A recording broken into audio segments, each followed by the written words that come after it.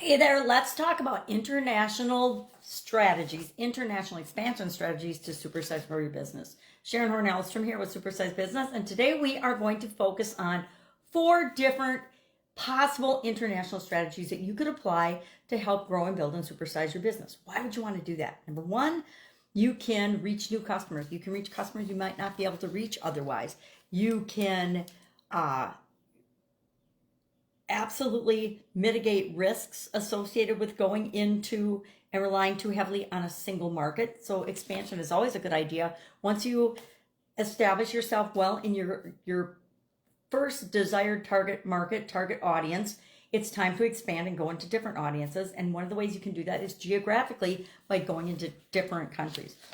I'm going to share 4 strategies for doing that, 4 things that are really important when it comes to expanding internationally, as well as I'll give 3 examples of companies that we all know, they're household names, and have done an incredible job of this and are very, very successful and have definitely supersized their businesses along the way.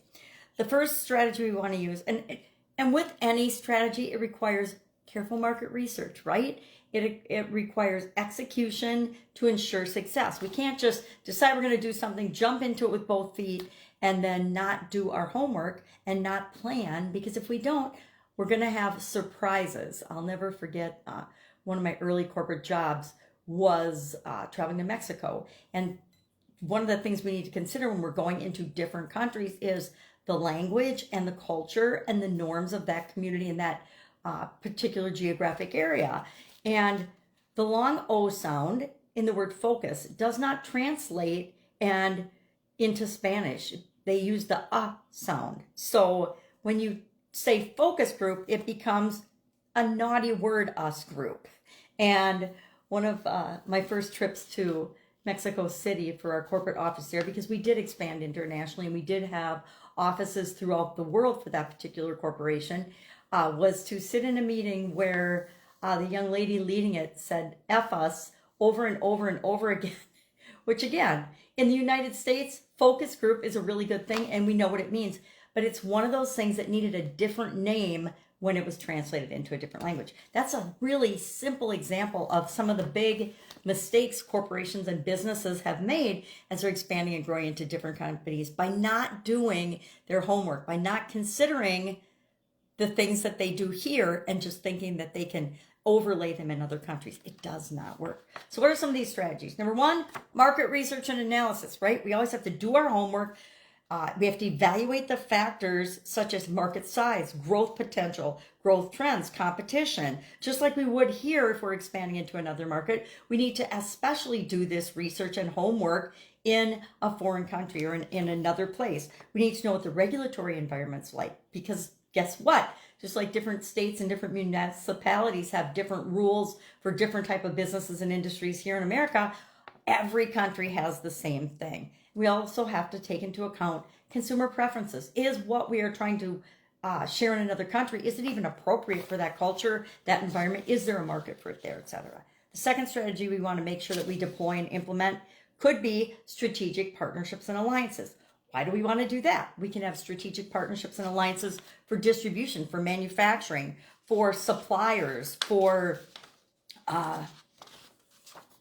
different people that can help hook us up with different clients or different influencers in that community and in that country so that they can help us to get a foothold and understand the area better. They can help us to network. They can give us knowledge about customs and preferences and norms, etc. Logistics is a huge part of moving our business and expanding internationally.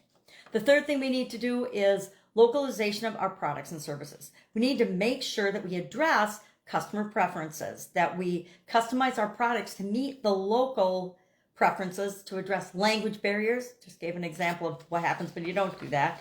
And it wasn't a big deal because it was everybody within the company, but it was something to keep in mind as we moved outside of the company and shared our products and services with them.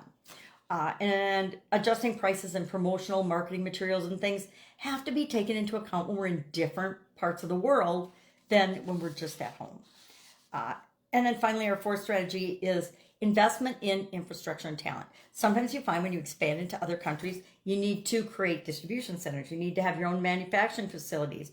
You need to, and not always, but sometimes you do, and you need to facilitate whatever's necessary to reach the target audience that you're trying to reach in that area. And in manufacturing, for example, when we expanded our manufacturing facilities into other countries, and then looked for local distribution and local suppliers and things to make it was economical and efficient to run in those countries. So what are some companies that have done this really, really well? Let's talk about McDonald's. They have got a presence in 100 plus countries now. They have done that by adapting their menu and their marketing strategies based on the local tastes and customs and preferences in those countries and in those geographic areas. And that's made them very, very successful. I think everybody would agree that McDonald's is the king of supersizing. Coca-Cola Company is basically a global empire. And again, through localized marketing campaigns, through product offerings that are appropriate for the area based on what people like in that area. You know, one of the most fun products I've ever had is, and I don't drink pop anymore, but Coca-Cola in Mexico has real sugar in it, and it tastes so much better than some of the stuff that we get here in the United States. But they're a staple in almost every corner of the globe nowadays. Tesla's the third example, and what they've done is they've gotten a foothold both with their manufacturing facilities and their charging stations in China and in Europe and here in the United States that has allowed them to be at the forefront of the alternate energy type vehicle industry, and they continue to lead that. I use Tesla a lot as an example because they're a good example of a business that's on the leading edge of many things. All right, that's it. Love to know, have you ever considered expanding internationally to supersize and grow your business? Share your stories in the comments below so we can learn from one another. And I will be with you tomorrow with another interesting strategy that you may choose to apply and use and test in your business to supersize it. Have an awesome day.